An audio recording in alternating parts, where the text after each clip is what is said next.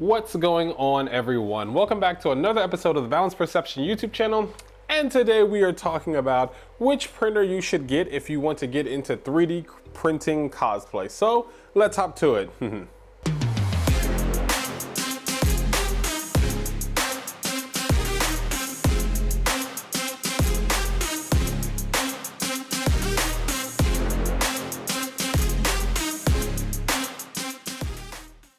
Alright guys, so as you know, if you've been following the channel, I've been 3D printing for a while. I have printed everything from massively large props like my cross from Trigun, or Wolfwood's cross from Trigun, all the way down to very small items such as like pins that go inside of the Vash guns that I sell on my Etsy store. So in doing so, I've kind of figured out which printers are best for what. And yeah, I guess like some I will say are a little bit more reliable than the others. Take that with a grain of salt. But I have everything from an Ender 3 V2, which has I think a print volume of 200 by 300, don't quote me on that, I forgot, all the way up to a CR10 S5, which is just absolutely a beast of a printer. And I recently got a Bamboo, so mostly I've been sticking with Creality, but recently I got into Bamboo and I absolutely love that printer. It's amazing. But today we're just going to jump and look at all of the printers and which ones I think you should get if you're going to get into 3D printing, which ones are probably the easiest and which ones you should probably steer clear of if you're a beginner. So let's just take a look at them. We're gonna go around the two rooms I have that have the printers running in them, take a look at them, and let's just decide which ones are the best. So let's hop to it. All right, so the first printer on our journey is the Ender 3 V2. I have two of them sitting right here and one more in the room. This was actually not this one, but the other one in the other room was my very first printer. This is the first printer I ever started, and I actually started printing a Frostmourne, yeah, the Lich King sword. That was my very first print on one of these bad boys right here. This printer comes partially assembled.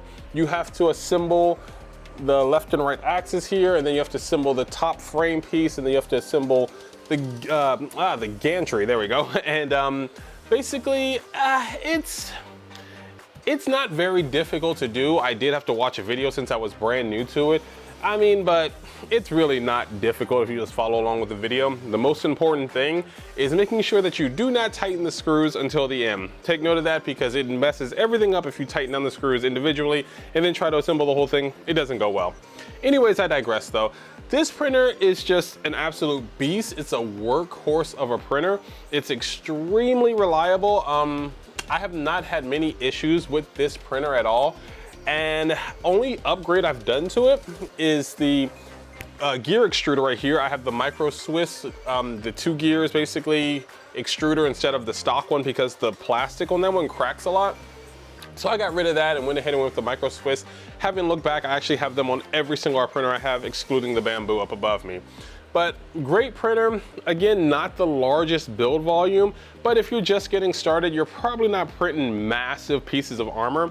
But if you are, you know, jumping straight into it and you're like, bam, I want to print a Warhammer armor, Gears of War, whatever have you, something from Monster Hunter, this printer may not be the best for you because you're going to have to slice, well, rephrase that, cut your piece into tons of pieces. You're going to have to glue them all together. Then you're going to have to fill the seams between them. It's just kind of a lot more work than needs to be done. But if you're, you know, printing things like guns or you're printing small, you know, grenades or things like that, this is definitely a great printer for you. All of the printers in terms of speed right now are printing at between 50 millimeters per second and 60 millimeters per second, excluding the Bamboo up top, which I think is 500 millimeters per second. But if you are just getting into this, I highly recommend an Ender 3 V2. And again, for this video, we're looking at all Creality because that's mostly what I have. Again, excluding the Bamboo. I haven't worked with Solwall. I've heard great things about it. I haven't worked with like the Cobra Max, none of them. I've only been in Creality. Maybe one day I'll branch out into those, but I highly, highly recommend the Ender 3 V2 as it was my very first printer, and I think it would be great for you. So, first printer on our list. Moving on to our next printer, we have the CR10 V3. This is a V3. It's got a 300 by 300 by 400 print build volume for the plate. You know it's a V3 because it has the Titan direct drive extruder. That is something I did not know when I was first getting into this and I just purchased one. The difference between the V2 and the V3 is the direct drive. So this one is more expensive than the V2. I personally prefer the V3. I like direct drive way, I cannot emphasize this enough, way better than the Bowden tube. The Bowden tube, it works, but direct drive is my thing. I've just had so many more clogs with the Bowden tube. I don't know, I've had more issues with it. So if you have to choose between V2, V3, I'd say definitely V3. Again, I don't have any upgrades for this printer at all. It's completely stock and it works very well. The only thing I have done is put down blue masking tape or painter's tape for better adhesion. I do get a few issues on this printer specifically with adhesion. I have not really had them as much on my enders. The one in there I did put a PEI sheet on. That was when I was just first getting into it. It didn't need it, but I don't know, I was just curious, so I went ahead and did that. But yeah, that's the only upgrade I have for this printer. Again, the V3, I do not have hardly any problems with this printer. It has a very large print volume. I print tons of things on here. I printed helmets on here. I printed armor pieces, shin guards. The thighs for my Lich King actually came off of one of these.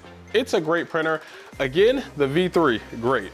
We're gonna hop over to the V2, which I kind of have a bit more of a problem with. So let's hop over to that printer.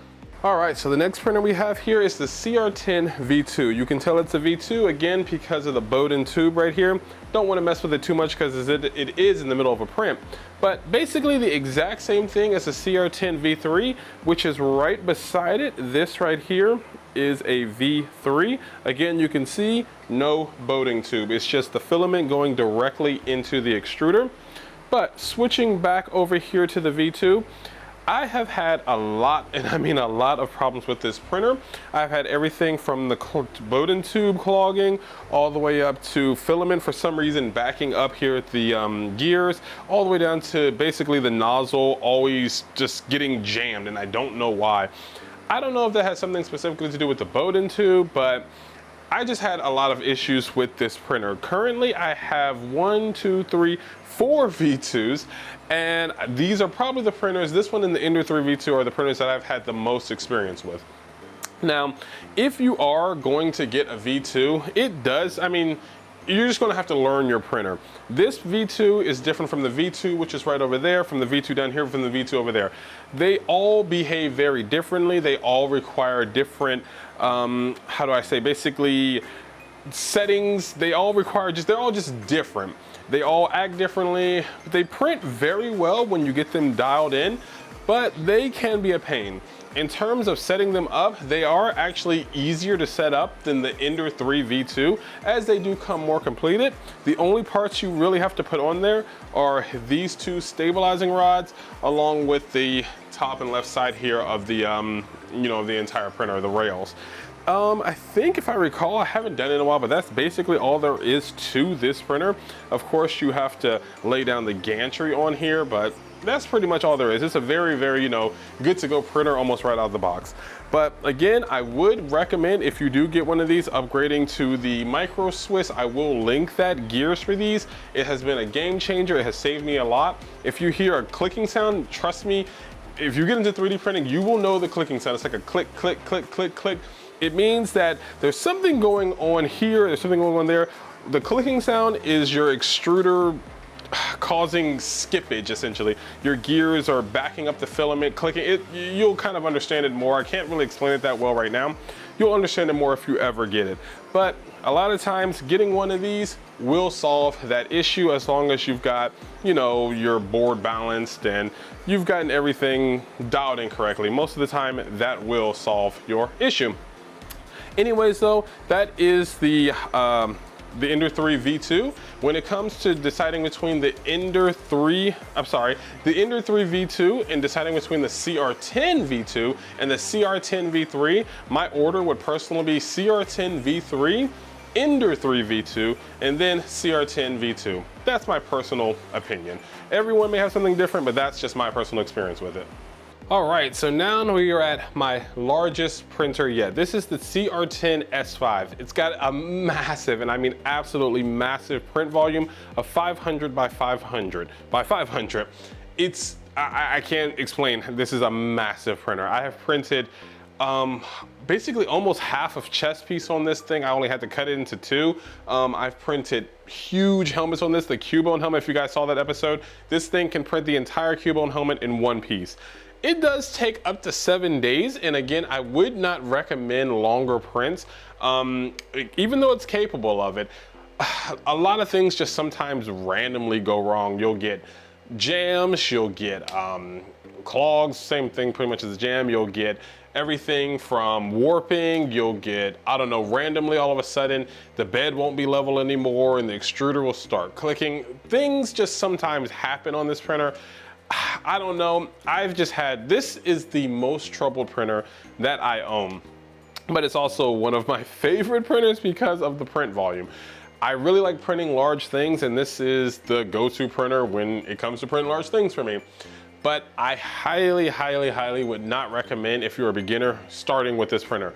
I know it's very appealing, it's very large. In America, we like things large. I would not advise starting with this printer. Again, your choice, just my personal recommendation. But if you are, you know, a little bit further along, this is a nice printer to get into printing cosplay because again, it can print things in one piece, which means it cuts down on your post work. You don't have to do as much sanding because, well, sorry, not as much sanding. You don't have to do as much adhesioning, that's the best word, hiding seams, because the entire thing is printed in one piece. So, you gotta weigh your pros and your cons, but I have, again, had prints get to 90% and fail, get to 75% and fail, and that's like a 5-day print. So 5 days gone right there. But, you know, it comes with its pros and its cons. But now again, if we're going to the order of printers, I would highly recommend a CR10 V3 first, a CR10 V3, an Ender 3 V2, a CR10 V2, and then this one last, CR10 S5. This is a printer that is not for the weak-hearted. It will definitely test your mental, I don't know, fortitude, because it's a pain in the ass sometimes. But anyways, that's the CR10 S5. And for the last printer release on the list, we're gonna jump over to our Bamboo, the newest printer in the lot. And last but not least, we have the newest addition to all of my printers, the Bamboo Labs P1P. This, guys, this is an amazing printer, especially coming from Creality. It's a huge price jump for this printer, not compared to the CR10 S5 over here, but compared to the Ender 3 V2. I think I got my original Ender 3 V2 for like 200 bucks. This printer, I think, was 800 bucks or something like that, $800 or $900. So a massive price jump. But with that price jump comes some amazing features such as Wi-Fi. It has auto leveling. It has, you know, a filament runout sensor, which the Ender 3 V2 does not have. It's an amazing printer. The only thing I'm worried about is if it ever breaks. It is extremely complicated. There are wires running everywhere on this thing. There's just buttons on this thing. I don't know what they do. I have no idea if this thing breaks how I would fix it. And that worries me a lot because I can't tinker with this one the way that I tinker with my Creality machine. So I'm kind of at Bamboo's mercy and just pray that nothing ever happens on this printer. A big thing that is probably, I don't know, attributes to that complexity is that on this printer, the bed does not move. On the other printers, every single other printer, the bed goes, you know, forward and back. On this one, the print head goes forward and back, left and right. So again, yeah, I have no idea. I just pray that this one never really breaks because I don't know what to do. It does have a built-in camera that comes with it so you can see your prints, and it has a built-in light which, you know, lets you see your prints in the dark. The only thing that I get worried about sometimes is since it does print so fast, if something goes wrong and you don't catch it in time, you're going to get a huge mess in, you know, half the time that it would take for one of these to create a huge mess. That's really my only worry with this printer, but otherwise I've loved this thing. Again, I have the blue painter's tape down on here because I don't know, I put basically blue painter's tape down on every single printer. It's just kind of my thing. I don't like to use glue sticks. Everyone has their own thing. This one's mine. But this printer, amazing. I have not had any troubles with this one at all. So I am going to have to go ahead and put the Bambu Labs P1P at the top of the list. It's extremely user-friendly. It came pretty much out of the box, ready to go. And I haven't had really any problems with this. No clogs, no jams. I haven't had any failed prints. I haven't had any thermal runaway, nothing with this printer yet. Again, I've only had it for a few months, but it's amazing so far. I had already done a few nozzle switches and maybe Bowden tube swaps on my Ender 3 V2 by this time. And yeah, it is a Bowden tube printer. I wish they made a direct drive one, but you know, it is what it is. Phenomenal printer. So again, if we're going in order now that we've gone through all the printers, I would have to put the Bambu Labs P1P at the top of the list. Absolutely phenomenal printer.